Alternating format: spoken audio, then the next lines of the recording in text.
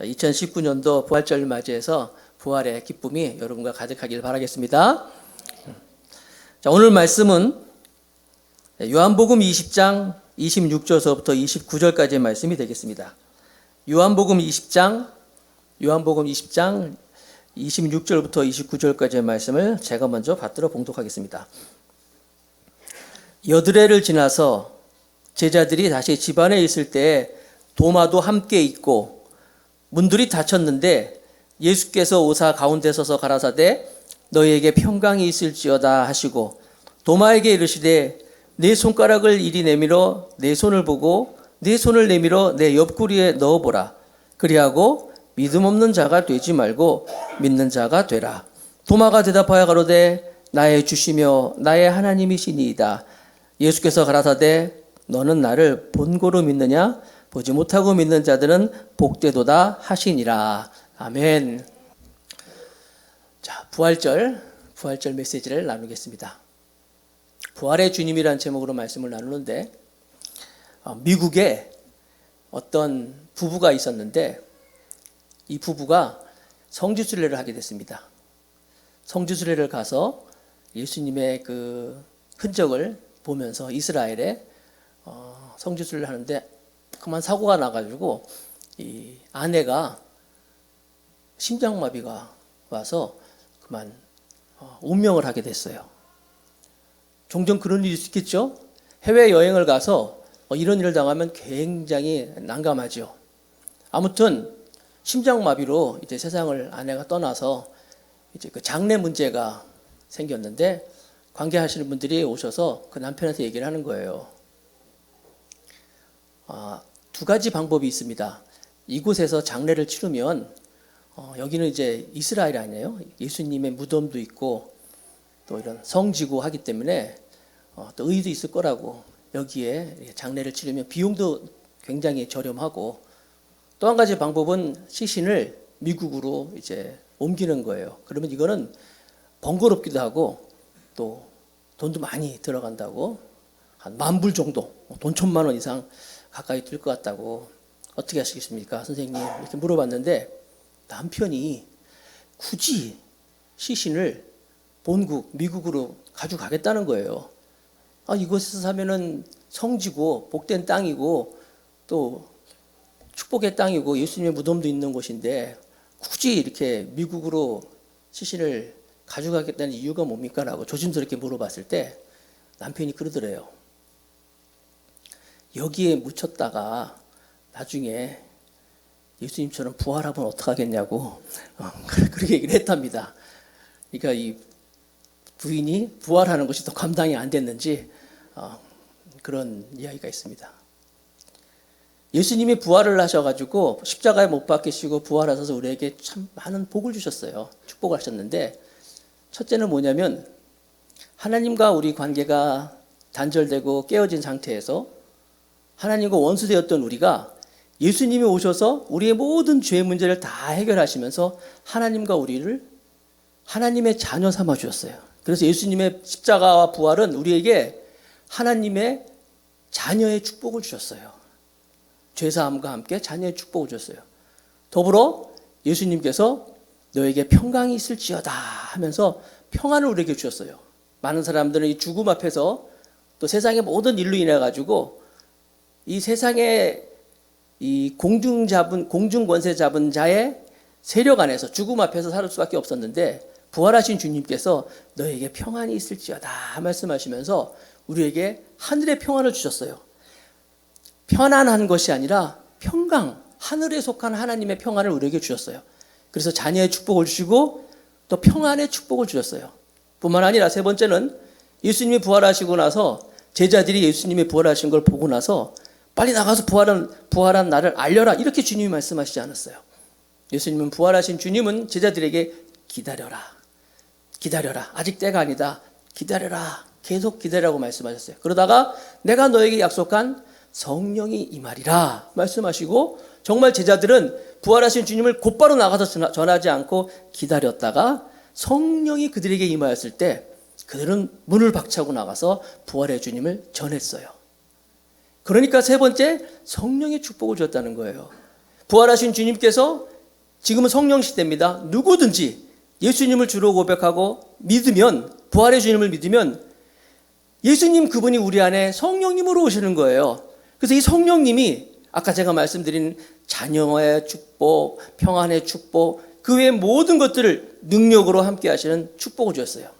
자녀의 축복, 평안의 축복, 성령의 축복이 예수님이 십자가 부활로 우리에게 준 거예요.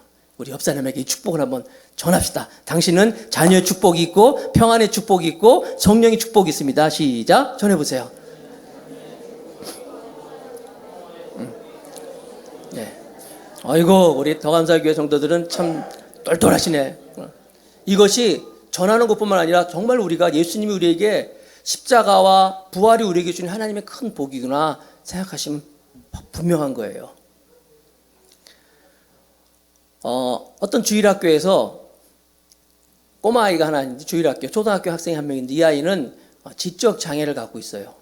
그래가지고 남들보다 조금 뒤처지는 모습이 있어서 아이들이 그 아이를 좀 놀리기도 하고 했는데, 부활절 날 선생님이 아이들에게 달걀을 줬어요. 달걀을 선물로 줬는데 이 달걀은 먹는 달걀이 아니라 플라스틱 달걀이었어요.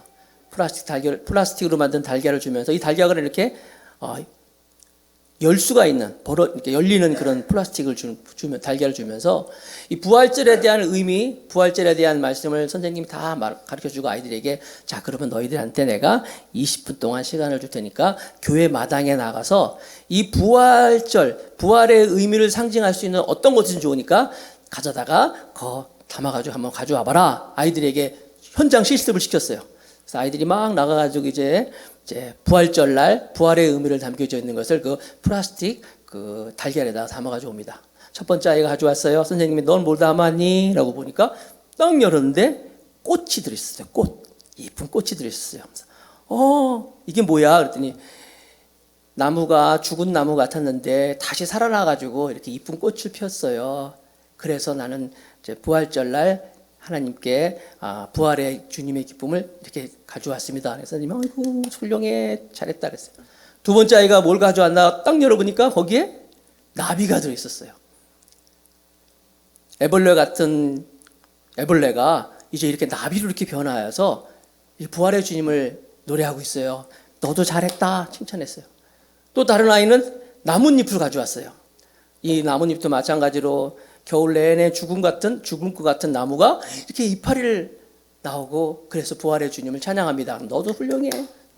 그런데 제가 처음에 말했던 그 지적 장애가 있는 아이가 뭘 가져왔는데 머뭇머뭇거리고 있더래요. 그래? 너는 뭘 가져왔어? 한번 열어볼까? 그랬더니 계속 애가 머뭇거리더래요. 선생님이 한번 열어볼까? 딱 열어봤더니 아무것도 안 들어있었어요. 그러니까 다른 친구들이 막 웃으면서 그렇지, 바보 같은 저 친구가 뭘 가져왔겠어? 하면 놀리고 있는데 이 아이가 그러더래요. 예수님의 무덤은 비어 있잖아요. 예수님의 시신은 아무리 찾아도 없는데 이 세상 어느 무덤에도 비어 있는 무덤은 예수님 무덤밖에 없잖아요. 이 부활의 주님을 찾을 수 있는 이 달걀 이 무덤 안에 예수님이 안 계셔요. 그래서 이것을 빈 무덤으로 가져왔어요. 선생님이 감동을 받았대요. 빈 무덤은 바로 예수님이 부활하신 것을 말씀하고 있는 거예요. 이 부활의 문제는요, 참 많은 사람들이 여러 이야기가 있어요. 초대교회 당시 때에도, 예수님 당시 때에도 예수님 부활하셨는데 무덤이 비니까 제사장과 또 로마 군인들과 또 이렇게 협의를 해가지고 예수님의 제자들이 훔쳐갔다고 하라 하는 그런 소문을 퍼뜨렸어요. 예수님의 제자들이 몰래 예수님의 시신을 훔쳐갔다, 그리고 부활했다고 소문내는 거다, 이렇게 소문을 내게 만들었어요. 또 어떤 사람은 예수님이 기절하셨었다, 정말로 죽은 게 아니다, 뭐 이렇게 얘기하는 사람도 있고, 또는 예수님이 부활하신 것이 예수님의 유령이 나타난 것이다, 뭐 이렇게 얘기하는 경우가 많이 있었는데, 분명한 사실은 여러분, 예수님의 제자들이 아무리 예수님을 시신을 훔쳐다가 예수님이 살아나셨다고 이렇게 소문을 냈다 한들 그것이 거짓이다 한다면은, 예수님의 부활이 사실이 아니다면 그 제자들은 예루살렘을 벗어나기도 전에 아마 이것이 거짓이라는 것이 드러날 거예요. 이 세상에서 아무리 똑똑한 사람들도요, 나쁜 짓을 해서 아무리 모의를 해도요, 다 드러나게 돼 있어요. 아시죠, 여러분? 미국에서도 그 워터게이트 사건이라고 대통령이 잘못을 했는데 대통령의 그 비서들이 모여가지고 그것을 이제 모의를 했어요. 대통령이 잘못 없는 것처럼, 자기들이 잘못 없는 것처럼. 미국의 대통령의 보좌진 그러면요, 정말 이 세상에서 제일 똑똑한 사람들이 모여있는 사람들을 할 수 있어요. 그 똑똑한 사람들이 모여가지고 완벽하게 모든 것을 다 조작하고 했는데 웬일입니까? 그 똑똑한 사람들이 한 것도 다 드러나잖아요. 그래서 결국 워터게이트 사건이라 그래가지고 그 일로 인해가지고 대통령이 임기를 못하고 내려왔어요. 예수님의 제자들이 아무리 똑똑해도 거짓은 다 드러나게 돼 있는 거예요. 그러나 예수님은 부활은 어느 것도 거짓이라고 얘기할 수가 없는 것이 사실이기 때문에 오늘날까지 많은 사람들은 예수님의 부활을 믿고 또 그것을 믿음으로 말미암아 아까 말씀드린 것처럼 하나님의 자녀의 축복을 받고 평안의 축복을 받고 또 성령의 축복으로 우리가 살아갈 수 있음을 믿으시기 바랍니다. 그런데 예수님의 이 부활에 대한 사건은 아까 처음에 그 아이들이 자연에서 찾아온 것처럼 하나님도 분명히 로마서 1장 20절 말씀에 보니까 로마서 1장 20절에 창세로부터 그의 보이지 아니하는 것들 곧 그의 영원하신 능력과 신성이 잘 들어보세요. 그 만드신 만물에 분명히 보여 알게 되나니 하나님이 하신 일, 이 부활의 이 모든 증거는 이 만물 가운데 분명히 보여 알게 되나니 그러므로 저희가 핑계치 못할지니라 말씀하셨어요. 예수님의 부활은 우리가 이 자연을 통해서 얼마든지 알 수 있는 거예요. 그렇죠, 여러분. 아까 말씀드렸잖아요. 나뭇잎이라든지 꽃이라든지 그 외에 여러 가지 모습을 통하여서. 그러나 사람들은 예수님의 부활을 믿지 않아요. 그래서 하나님이 알고 있었어요. 그래서 그들을 향하여서 로마서 1장 21절 22절에 보니까 하나님의 하신 일들을 알지 못하고 믿지 못하는 자들을 향하여서 하나님을 알되 하나님을 영원롭게도 아니하며 감사치도 아니하며 오히려 그 생각이 허망하여지며, 허망이 뭐예요? 헛된 것을 찾다가 망한다는 거예요. 미련한 마음이 어두워졌나니, 미련한 마음이에요. 그리고 스스로 지혜 있다 하여 우준하여야 되니, 자기들이 똑똑하다고 하나 우준하다. 우준하다는 말에는 보고도 모르고 듣고도 못하고 미련하다는 거예요. 바보 같다는 거예요. 지혜롭다 하나 그들이 우준하다는 거예요. 자기들은 똑똑하다고 하나 하나님 보시기에 미련하다는 거예요. 소련이라고, 소비에트 연맹, 소련의 유리 가가린이라는 사람이 세계 최초의 우주인이 됐어요. 그 사람은 이제 우주에서 이제 지구를 처음으로 한 바퀴 돈 사람이에요. 우주인. 근데 그가 최초의 우주인으로서 이제 지구를 한 바퀴 돌고 나서 그가 이런 말을 했어요. 내가 하늘에 가서 아무리 눈 씻고 봐도 하나님은 없더라. 이런 말을 했어요. 그가 한 말이 서방 세계에 전해지면서 발칵 뒤집혔어요. 하늘에 아무리 눈 씻고 봐도 하나님은 없더라. 그 이야기를 듣고 미국 대통령, 특별히 케네디 대통령을 비롯해가지고 서방에서는요, 우주 개발을 역시 개발했어요. 안 되겠다. 우리가 더 열심히 우주 개발을 해가지고 결국 세계 최초의 우주인은 소련에서 나왔지만 미국의 아폴로 11호가 달나라에 가가지고 착륙을 하고 막 이런 일이 있었어요. 그런데 이상하게 이 유리 가가린이라는 사람은 하나님은 없더라 했는데 이 미국의 모든 우주인들은 우주에 갈 때마다 우주 만물에서 나는 하나님을 봅니다. 우주 곳곳에서 하나님의 손길을 봅니다. 이런 고백들을 하는 거예요. 특별히 암스트롱이라는 사람은 달나라 갔다 왔잖아요. 달에 갔다 왔는데 와서는 신학교에 들어갔어요. 신학교에 가가지고 목회자가 된 사람도 있고 많은 사람들이 이렇게 하나님의 살아계시를 막 증거하는 거예요. 하나님은 어디에나 다 계시다. 유리 가가린이라는 사람은 하나님은 없다. 그런데 이 사람은 공교롭게도 뭐 그렇게 기자회견을 하고 해서 6개월도 안 돼서 세상을 떠났어요. 갑자기. 뿐만 아니라 그렇게 하나님이 없다고 믿었던 이 소련이라는 소비에트 연맹은 해체돼 버렸어요. 러시아가 지금 명맥을 유지하고는 있지만 그러나 이 하나님이 계시다. 하나님 살아계시다. 하나님의 손길이 곳곳에 있다고 믿었던 이 미국이라는 나라는 지금 세계에서 욕을 먹고 있지만 그래도 아직까지도 건재하면서 굳건한 나라로 가고 있는 거예요. 세상 사람들은 부활을 안 믿어요. 자기들이 똑똑하다고 얘기하는 거예요. 그래서 여기 성경에 있는 것처럼 스스로 지혜 있다 하나 우준하다는 거예요. 부활을 믿는 우리 모두는 복된 자인 줄로 믿습니다.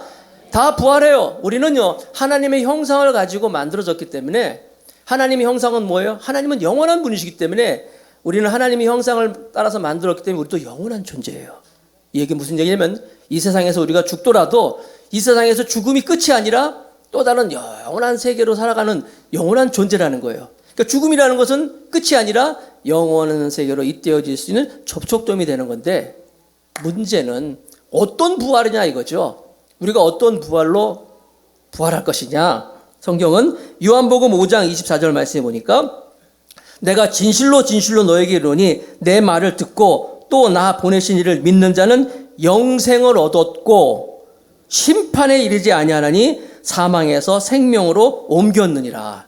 우리가 영원한 존재, 하나님의 형상을 닮아서 만들어진 존재로서 우리가 영원한 존재인데 우리가 이 세상에서 죽더라도 죽음이 아니라 부활하는데 어떠한 부활이냐 보니까 사망에서 생명으로 옮겨지는 부활이라는 거예요.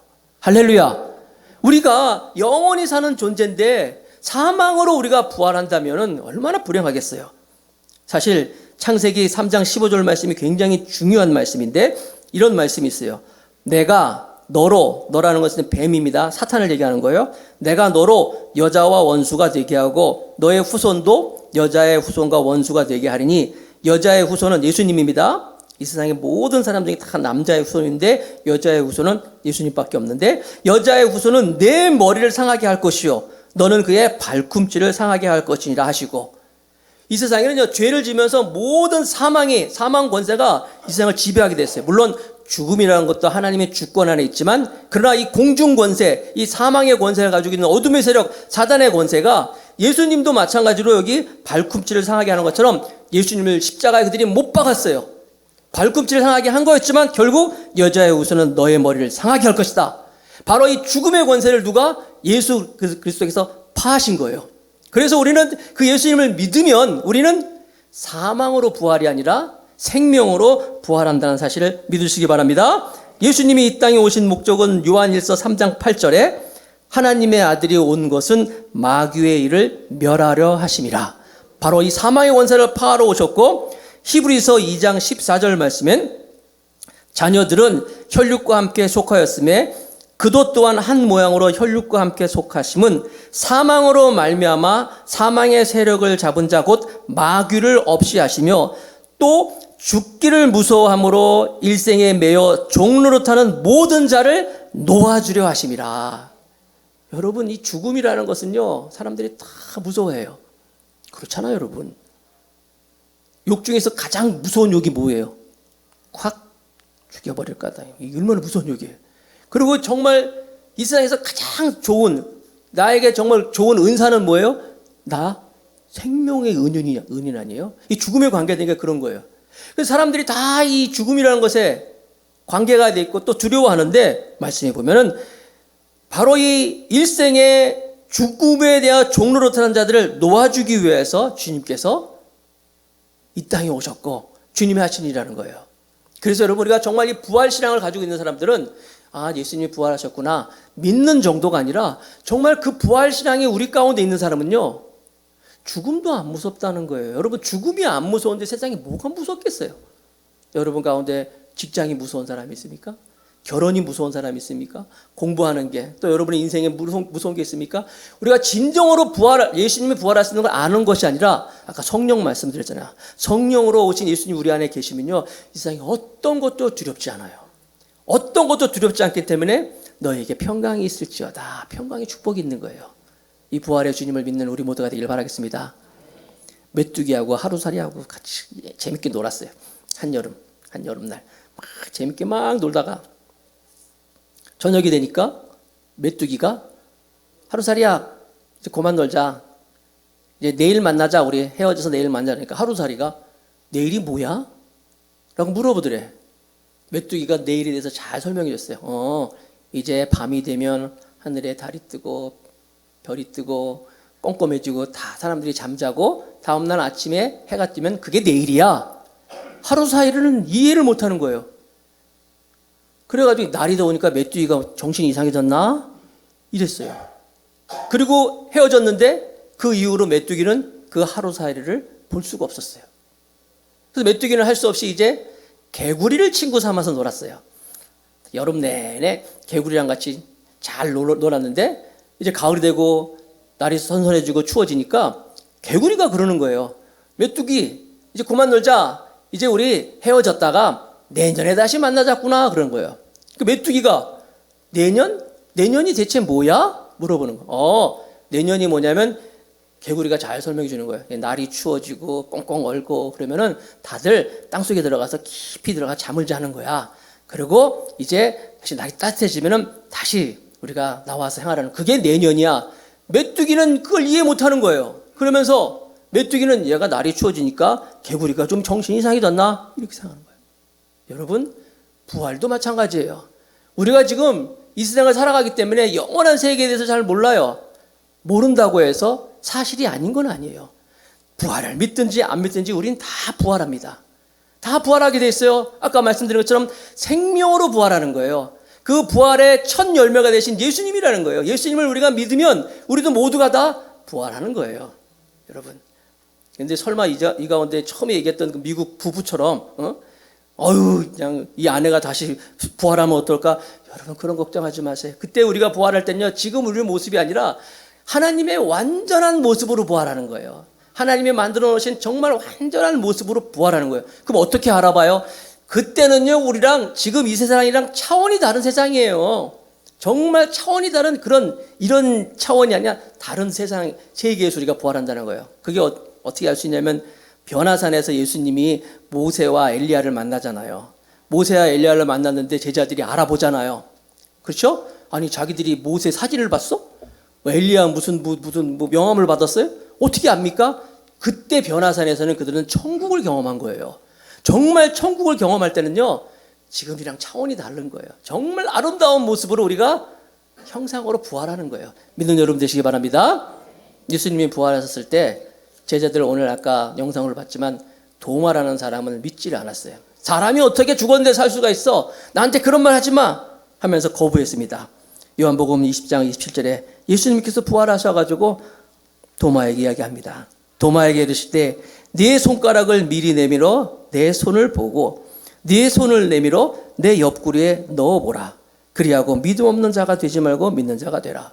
예수님은요, 옆구리에 넣어봐라. 예수님이 십자가에 못 박혀 돌아가셨을 때 당시에 이제 많은 사형수들이 이제 대부분 이제 숨이 끊어지잖아요. 이제 막 타는 듯한 목마름으로 이제 이게 막 갈증으로 이제 끊어지는데 이제 호흡을 합니다. 호흡을 할 때마다 온몸에 이제 고통이 다시 이제 반복되고 하는데 그 호흡을 못 하도록 다리를 부러뜨렸어요.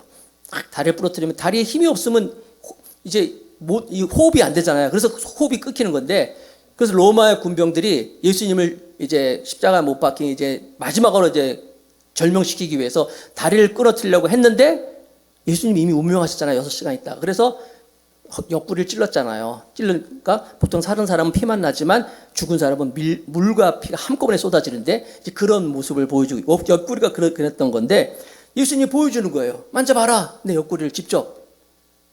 내가 정말로 죽었다. 그리고 지금 살아났다는 것을 보여주고 있는 거예요. 그러면서 유명한 말씀, 요한복음 20장 28절 말씀에 이렇게 말씀하고 있잖아요. 도마가 대답하여 가로되 고백하는 거. 다 같이 한번 읽어봅시다. 시작. 나의 주시며 나의 하나님이시이다. 아멘. 당신은 나의 주가 되시고 나의 하나님이 되십니다. 2019년도 부활절을 맞이하여서 저와 여러분들이 이 부활의 신앙, 예수님을 부활을 믿고 받아들이고 성령으로 그 주님을 모심으로 말미암아 부활의 기쁨이, 부활의 찬양이 우리 삶 가운데 가득하기를 주님의 이름으로 축복하겠습니다. 아멘.